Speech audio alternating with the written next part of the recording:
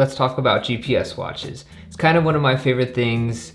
It's this nice piece of gear that I feel like signifies when you become a real runner. It's like when you're for real serious about running. When it comes to GPS watches, it can be a little bit intimidating for a lot of runners because there's so much to think about. You see all these options from all these different companies. So I get it, I've been there. I bought a freaking brick for my first GPS watch, like 30 bucks off of eBay that weighed 3 pounds. So let's get to what do you need to look for in a GPS watch.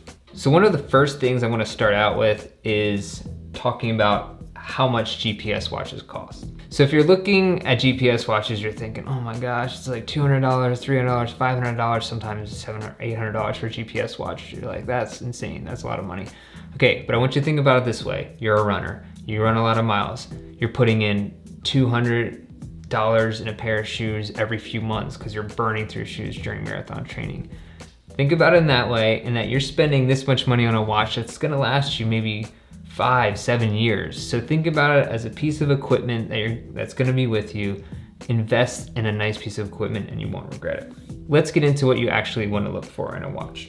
If you started out with a phone, maybe you just hooked it up to MyFitnessPal or Runkeeper or even Strava and tracked your miles, looked at it, got it right there. But you might have noticed that like the GPS is kind of off, I'm not getting heart rate, I'm not getting these other things that I'd like to see about my running. And so it's probably a good time for you to move on to getting a watch. So what are the main things you want to look for in a GPS watch? 1, GPS. It makes sense, it's in the name. You want something that's going to give you an accurate GPS. Now the good news today is that most watches are, as you would guess, pretty accurate. I mean, it's the whole core foundation of their business model. So whether it's Coros or Garmin or Polar, you're generally going to get a good GPS accuracy. Let's move on to heart rate. Heart rate is something a lot of runners like to look at. Am I working too hard while I'm running? Is my heart rate below this threshold or this zone? Especially when you're getting into certain specific types of training, you want a good heart rate monitor. Now I have to say this, if you have a wrist-based heart rate monitor in a GPS watch, it'll never be as accurate as say a chest strap. A GPS watch has lights underneath that light up the blood flow underneath your skin, and that's how it tracks the heart rate. And it's just not as accurate as actually wearing a strap that's measuring the beating of your heart. But that said, there are some watches that are a little bit better than others and that focus on heart rate. So make sure if that's something that's important to you, check out some reviews, look around and see which one works best. A big one for me is usability. When you're on the run or say stopping at an intersection or just have basically runner's brain and you're trying to figure out how to use your watch, you want something that's easy to use, you don't have to think about, that's intuitive. And to be honest with you, this is something that is varied across the board with GPS watches. To me, some are very easy to use. To me, some are very difficult to use. And it also depends what kind of style you like. Some have touch screens, some have dial knobs, some have a lot of buttons, and some have 1 or 2 buttons. So that's really up to you, but it's something that you want to think about when you're looking at reviews or just looking at the general setup of a watch. As far as usability goes, I also want you to consider the app. A lot of companies, or pretty much every company, has an app for their watch these days. And depending which company you go with or which watch you go with, you're gonna get a different app. Some of them are very easy to use, some of them are really not that great to use. Now that is one cool thing that you can do before you get a watch is download the different apps and kind of look at them and see what they look like. And you'll get a pretty good idea of the usability from there. And then lastly, the design. How does it look?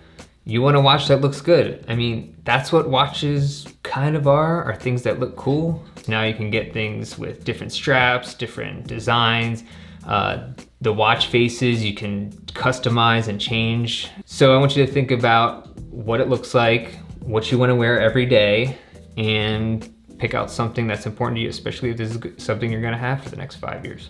Now, lastly, you're gonna wanna look for GPS, heart rate, the basics in a watch.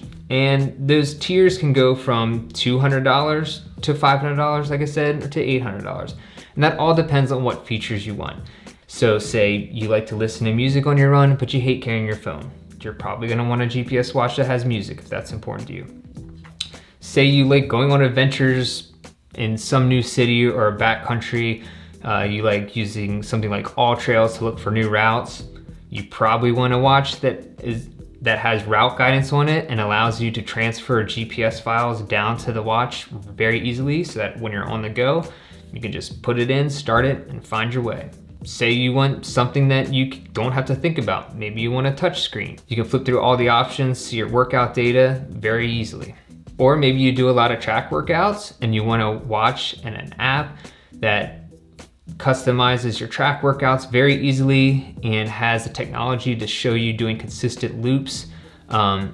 If that's important to you, then that's something you want to look at. Lastly, maybe long battery life. I mean, most watches these days have decent battery life. You're probably going to last at least a few days to a week of running, even on the entry level models. But if you want something that lasts for say 3 weeks, 2 or 3 weeks of running, sometimes a month, then you want to look at some of the higher tier models that are going to give you a ton of GPS battery life. So that pretty much covers it for what you want to look for in a GPS watch when you're going into it. Of course, one of the best things is to watch gear reviews on YouTube or read it on our website. Now, we haven't reviewed all these watches on YouTube, but we have reviewed some of them. So you can check it out under our gear reviews, or there's also some other great runners out there who are doing some cool things. So if you have any questions about GPS watches, what to look for, or what we use, feel free to leave it in the comments and we will give you some tips and yeah, hopefully some useful information. So thanks for watching.